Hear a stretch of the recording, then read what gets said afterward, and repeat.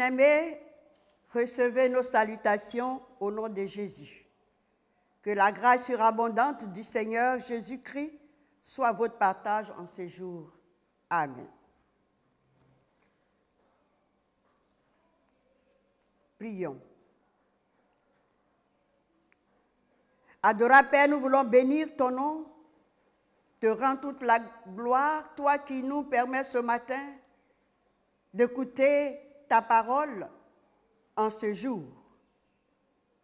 Viens, parle. Tes enfants t'écoutent. Au nom de Jésus. Amen. Notre texte de méditation de ce jour, nous le trouvons dans Ecclésiaste, chapitre 11, les versets 1 à 5. Ecclésiaste, chapitre 11, les versets 1 à 5, et nous lisons. Jette ton pain à la surface des eaux, car avec le temps, tu le retrouveras. Donne-en une part à 7, et même à 8, car tu ne sais pas quel malheur peut arriver sur la terre. Quand les nuages sont pleins de pluie et la répandent sur la terre, et si un arbre tombe au midi ou au nord, il reste à la place où il est tombé.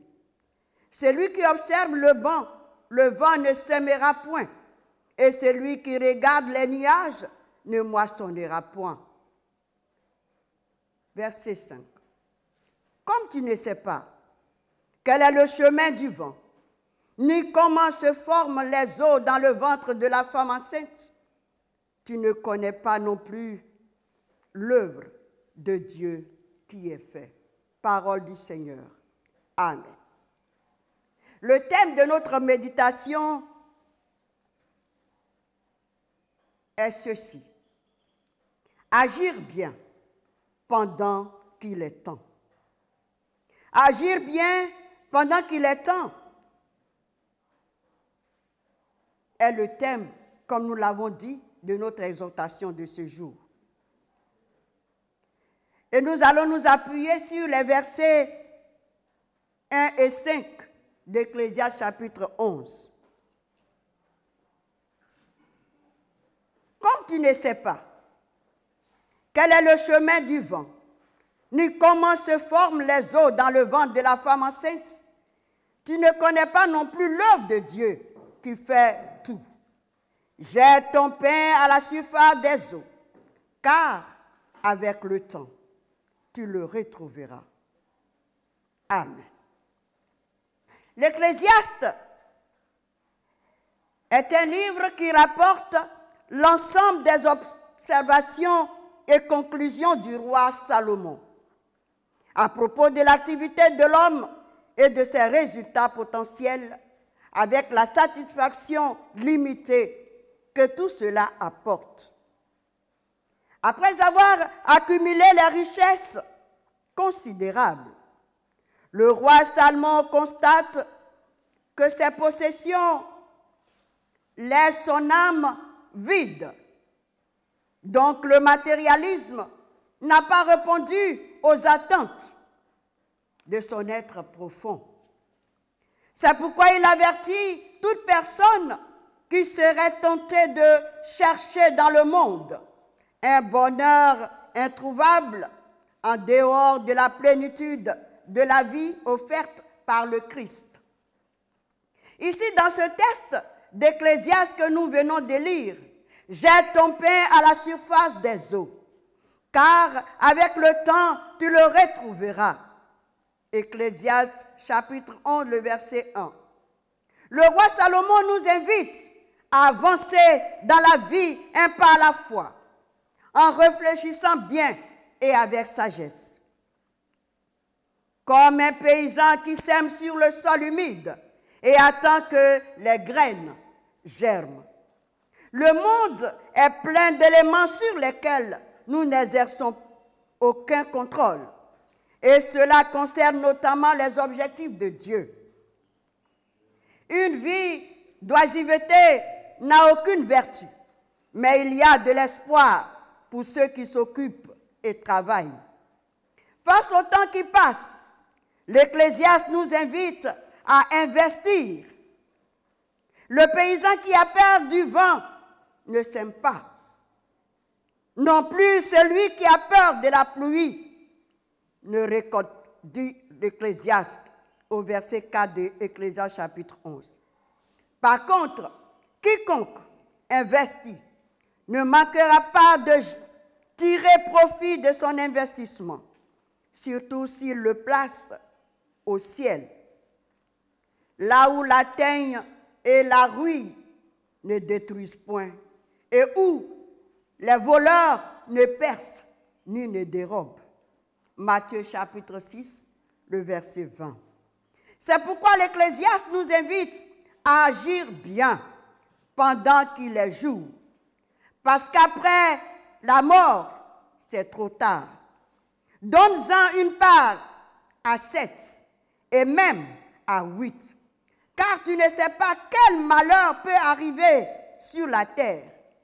Le roi Salomon nous appelle à être généreux pendant que nous disposons de ressources suffisantes.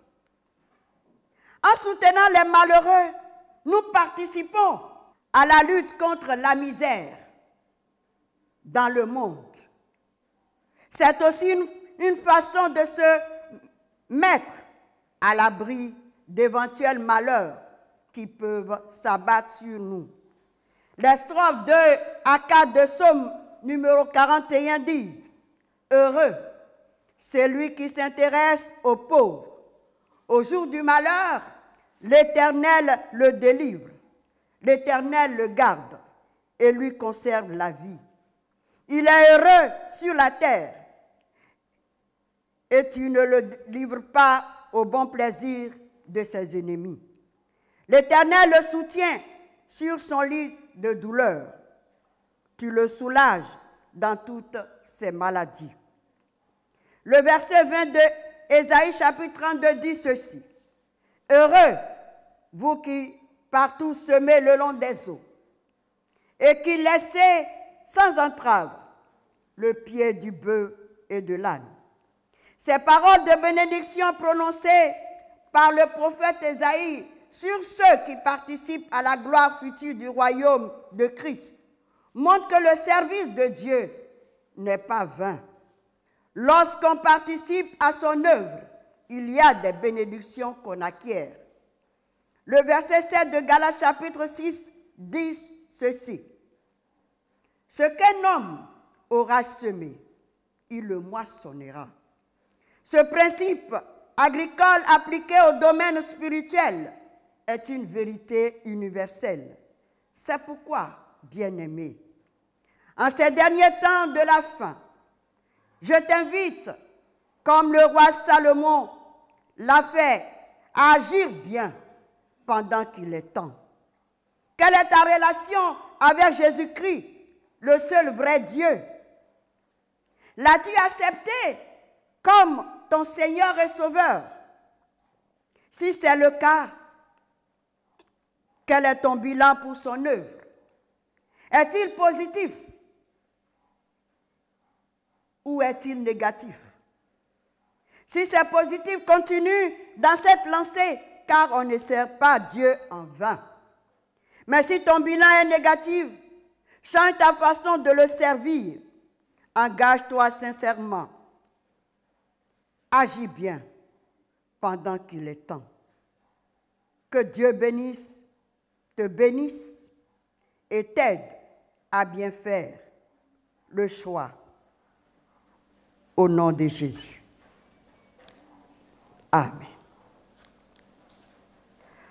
La voix de Christ nous appelle, il est temps de se veiller.